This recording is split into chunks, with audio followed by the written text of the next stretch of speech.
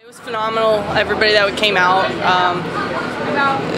We had a lot of youth players, we had a lot of older people come out. It was a great crowd, lots of variety, friends, family. We know we got to continue playing for them so that they keep coming for us. Being a New Jersey girl, what does it mean for you to be able to score here in Brooklyn? It's pretty cool. I played for a lot of New Jersey youth teams. So Colonials in particular I played for, and to see a whole team full of them here is really cool. So I was in their shoes 10 years ago, and I would have dreamed to be playing like I am today. Walk us through your goal. What's that? Walk us through your goal when you scored. What, like my mind? What was I thinking? Like just what the overall play, like what was it? Was it a fast break? What were you able to see when you scored on the play defensively? Oh, I saw the puck. I jumped up on a loose puck on the red line, took it in, took a low shot, tried to get a rebound around her, ended up digging the puck up behind the net and just wrapped it around. What was it like scoring that first goal at home? It was cool. At that point in the game, it was 3-0. So when I scored that goal, it really put us back into it. The rest of the second period was fantastic. It was a bummer that they scored right in the third period because that brought our team down, and in the future it's not going to. We need to bounce back. The most important part of the game is the first and last minute of every period, and we let in too many goals in those times. So we need to make sure we tighten that up. Aside from that, what else do you think could be, improved on as the year goes along, as the team keeps going along? We just have to stick to our systems. We don't have any Olympians on our team. They have a handful of Olympians, and it makes a difference. So we're going to beat them on our systems, our work ethic, our strength, our depth. And just being an inspiration for these little girls that are up and coming hockey players, I mean, just what does that mean for you? It's amazing. I graduated from college and thought that was the last time I was going to be playing in front of people.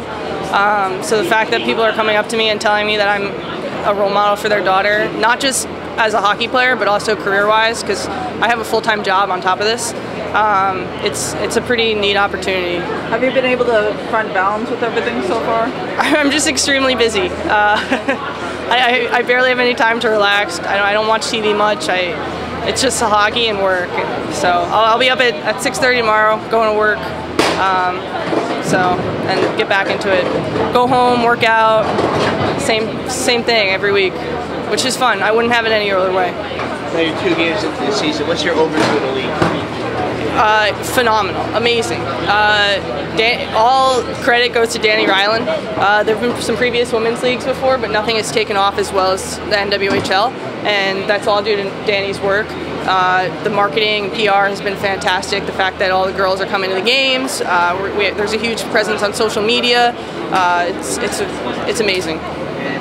This turnout, I mean, I'm sure you were hoping that this type of a turnout would, audience-wise would happen, but did it surprise you at all, or was it just, We were expecting it after playing in front of a sold-out crowd last week in Connecticut.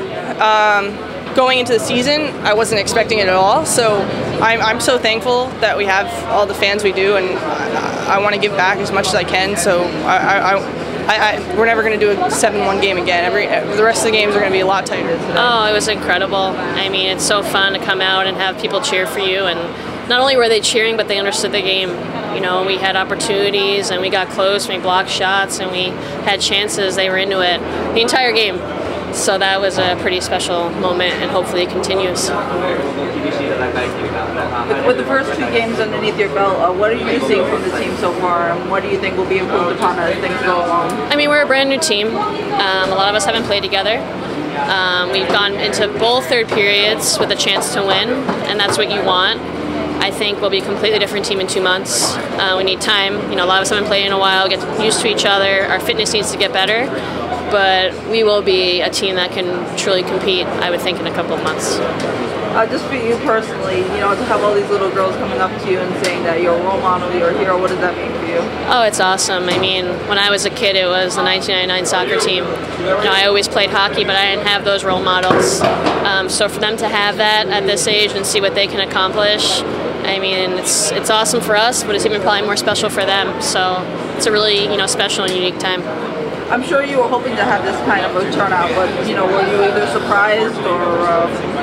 Yeah, I mean, it was packed house, but they were loud.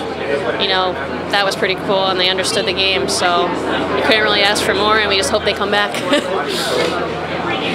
weeks in, what do you think the reception of the league is with the public? Oh, I think it's awesome. I mean, the feedback we're getting through social media and the media outlets and, the big name outlets that are coming, I mean, it's just what the league needs. And I know it's special and it's new and it's, fresh, but you gotta continue it. And I think us having access to the girls, a lot of us are coaching and having hands-on experience. And as long as these games are exciting to watch, even though they're 7-1, I think it was still a fun game. So that's what's so important to sustain the league.